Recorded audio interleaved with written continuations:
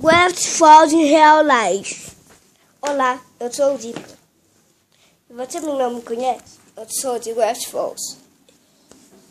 Tudo começou quando eu ganhei uma irmãzinha extra.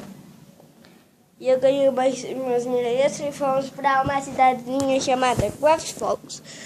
Onde umas pessoas, vocês sabem, né?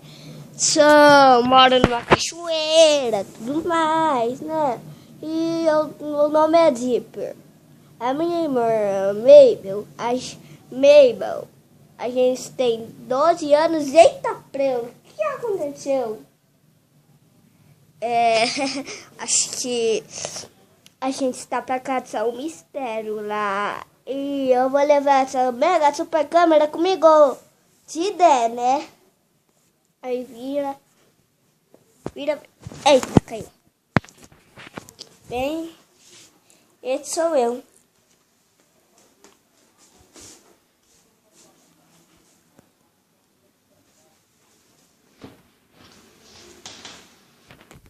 Me mostrar, explicando.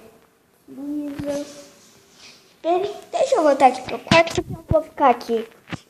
Mas...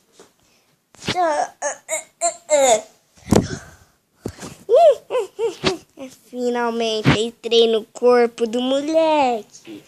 Agora ele vai ver o que o Bill é capaz.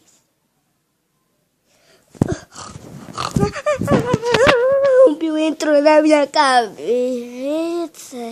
E agora, o que vocês vão fazer?